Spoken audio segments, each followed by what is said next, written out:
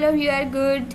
And today we will study oxides, second year chemistry, lecture number 11, and I am Meeram Ashraf. Content is oxide. Let's start the topic. बिस्मिल्लाहिर्रहमानिर्रहीम. अब oxides क्या होते हैं? Oxides binary compound of oxygen with other elements. हमारे पास जो oxygen है वो periodic table के बाकी एलिमेंट्स के साथ कंबाइन करता है और जो प्रोडक्ट मिलता है उसे हम क्या बोलते हैं? ऑक्साइड्स. अब ऑक्साइड्स जो हैं वो डिफरेंट कैटेगरीज से है, उसकी क्लासिफिकेशन हमें मिलती है, लेकिन ये जो ऑक्साइड हैं ये डिपेंड करते हैं हमारे पास बॉन्डिंग के ऊपर भी डिपेंड करते हैं. इनमें एसिडिक और बेसिक करैक्टर भी पाया जाता है. तो आज हम एसिडिक और बेसिक बिहेवियर की बेस पे उसकी क्लासिफिकेशन को स्टडी करेंगे. अब हम पहले ही स्टडी कर चुके हैं जो मेटल है उसके ऑक्साइड बेसिक होते हैं. जब हम उनको वाटर में डिज़ोल्व करते हैं तो वो हमें बेस देते हैं, लेकिन जो हमारे पास नॉन मेटल्स हैं जब उन्हें हम वाटर में डिज़ोल्व करते हैं तो वो हमें एसिडिक ऑक्साइड्स देते हैं. जैसे सोडियम ऑक्साइड ये एक बेसिक ऑक्साइड है और सल्फर ट्राइऑक्साइड एक एसिडिक ऑक्साइड है. अब एसिड और बेस रिएक्ट करते हैं तो हमेशा सॉल्ट बनता है. Sodium oxide react with sulphur trioxide and yield sodium sulphide. तो Na2SO4 आपके पास बनेगा. अब ये दो कैटेगरीज आपने पहले भी स्टडी की हुई थी. नेक्स्ट हम थर्ड कैटेगरी देखते हैं, एम्फोटेरिक. एम्फोटेरिक का वर्ड फर्स्ट ईयर में भी यूज़ किया था. आई होप आपको कुछ याद आ गया होगा. चले, नहीं भी आया तो वो वाटर है वो एम्फोटेरिक इन नेचर है. ना ही तो वो एसिड है ना ही वो बेस है.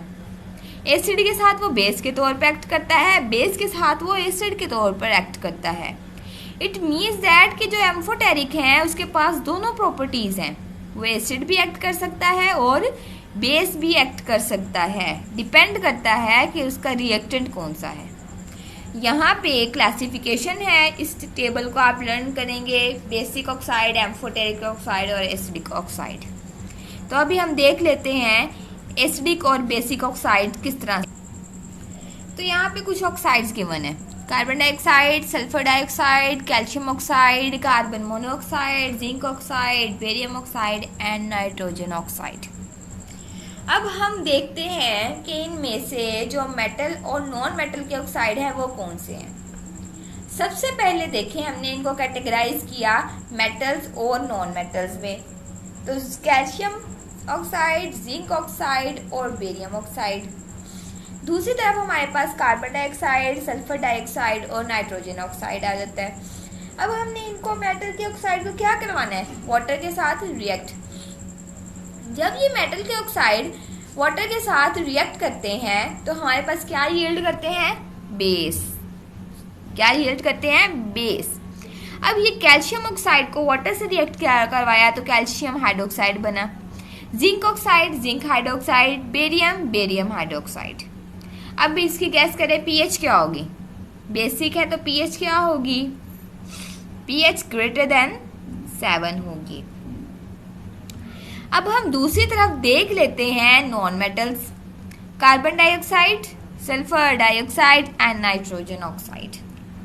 अब जब ये वाटर से रिएक्ट करते हैं तो हमें कार्बोनिक एसिड, ये H2SO4 आएगा, बाय मिस्टेक H2SO3 राइट कर दिया है.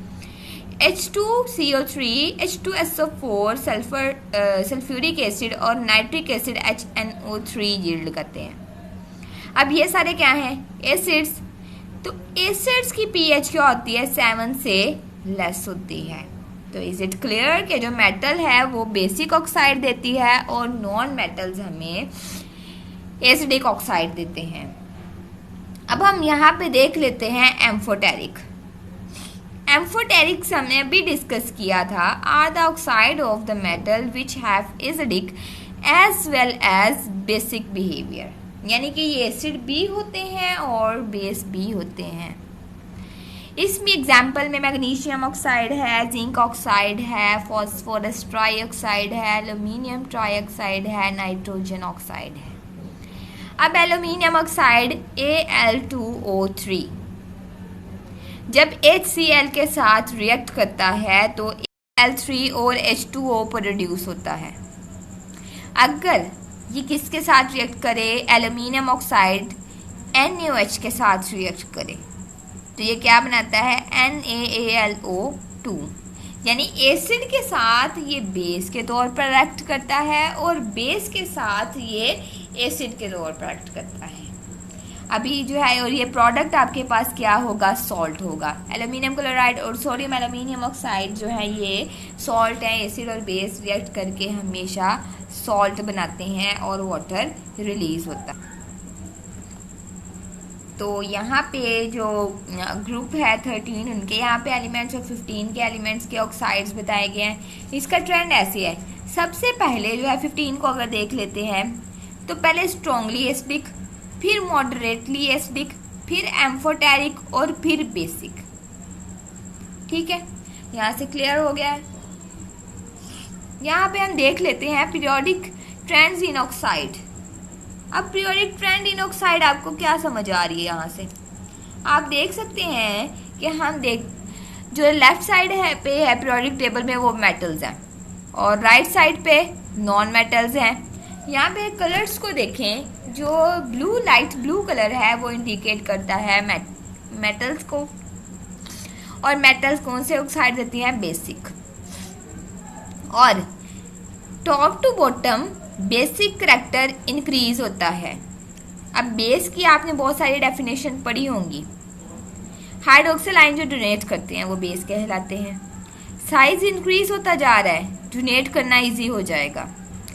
लेफ्ट टू राइट अगर हम जाते हैं तो एसिडिक करैक्टर आपके पास क्या होता है, इंक्रीज होता है। क्यों?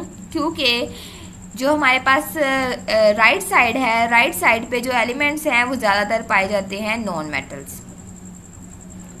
जो नॉन मेटल्स हैं वो आपको एसिडिक ऑक्साइड देती है, इसलिए एसिडिक करैक्टर इंक्रीज होता है। तो ट्रेंड भी समझ आ गया होगा। यहाँ पे जो है वो डायग्राम है, इसमें जो पर्पल कलर है वो बेसिक ऑक्साइड को इंडिकेट कर रहा है, रेड कलर एम्फोटेरिक ऑक्साइड को इंडिकेट कर रहा है, और रिमेनिंग ग्रीन कलर जो है वो एसिडिक ऑक्साइड को इंडिकेट कर रहा है। तो आई होप कि आपको यहाँ से क्लियर हो गया होगा। जो बुक में जो है वो ऑक्सीजन एटम्स अटैच नहीं किए गए, इसलिए जो है मैंने आपको यहाँ से दिखा दिया कि फर्स्ट के साथ एक ऑक्सीजन Li2O, नेक्स्ट BeO, फिर next B2O3, CO2, N2O3, N2O5, ये 2 फॉर्म में एग्जिस्ट करते हैं।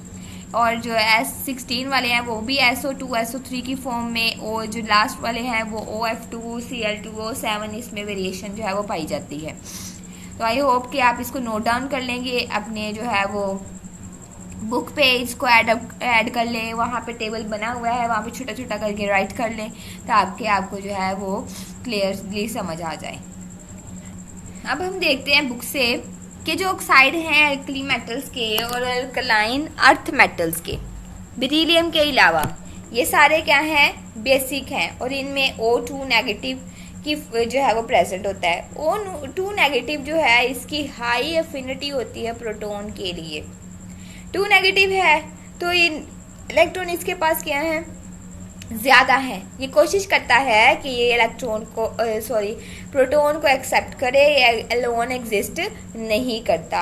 इमीडिएटली ये क्या है, वाटर से प्रोटॉन लेता है और हाइड्रोक्सिल आयन में चेंज हो जाता है। जो नॉन मेटल्स हैं उनके जो ऑक्साइड है वो एसिडिक इन नेचर होते हैं। अब हम देखते हैं जिंक के ऑक्साइड को। जिंक जो है वो सल्फ्यूरिक एसिड के साथ रिएक्ट करता है तो एज अ बेस एक्ट करता है। जिंक सल्फाइड वो तो सॉल्ट ही होगा आपके पास। नेक्स्ट है जिंक जो है वो सोडियम हाइड्रोक्साइड के साथ रिएक्ट करता है in the presence of water, तो ये क्या होगा, एसिड के तौर पर एक्ट करेगा। आगे हम देखते हैं कि जो हमारे पास जो ऑक्साइड हैं वो स्ट्रॉन्ग बेसिक, वीक बेस, फिर एम्फोटेरिक, फिर weak acid to strong acid जाते हैं। यानी कि सबसे पहले आपके पास क्या होगा, वीक बेस, स्ट्रॉन्ग बेस, फिर वीक बेस। तो यहाँ से देखें, स्ट्रॉन्ग बेस, फिर वीक बेस, फिर एम्फोटेरिक, फिर नेक्स्ट आपके पास एसिडिक आ जाएंगे। और एसिडिक में सबसे पहले आपके पास आएंगे वीक, फिर आएंगे स्ट्रॉन्ग। जैसे सोडियम, यहाँ पे उन्होंने सबकी जो है वो एग्जांपल आपको दी है। पहले आपके पास क्या होगा, वीक स्ट्रॉन्ग बेसिक, फिर वीक बेसिक, फिर आपके पास क्या आ जाएगा एम्फोटेरिक, फिर आपके पास आ जाएगा वीक एसिड और देन स्ट्रॉन्ग एसिड्स। अब हम देख लेते हैं कि जो बेसिक करैक्टर है मेटल ऑक्साइड का वो ऊपर से नीचे इंक्रीज होता है, लेकिन ट्रांजिशन एलिमेंट्स में ये ट्रेंड जो है इसके रिवर्स है। अब acidic character oxidation state increase होने से इंक्रीज होता है। तो यहाँ पे आप देखें कि मैंगनीज की यहाँ पे ऑक्सीजन की कितनी है -2, तो यहाँ पे क्या होगी मैंगनीज की +2। बाकी जो क्वेश्चन है, जो बाकी रिमेनिंग जो है मैंगनीज के ऑक्साइड्स हैं, इनकी ऑक्सीडेशन स्टेट कैलकुलेट करना ये आपकी क्या है डायरी है। आपने ऑक्सीडेशन स्टेट जो है वो करके कैलकुलेट उसकी पिक्चर बना के सेंड करेंगे, फिर मैं आपकी अटेंडेंस नेक्स्ट डे मार्क करूँगी। Thank you so much. I hope so कि आपको टॉपिक क्लियर हो गया होगा, ऑक्सीडेशन स्टेट आपको कैलकुलेट करना आती होगी। अगर आपको कोई भी प्रॉब्लम हो तो आप मुझसे क्वेश्चनिंग कर सकते हैं। टेक केयर, अल्लाह हाफिज़, स्टे होम, स्टे सेफ।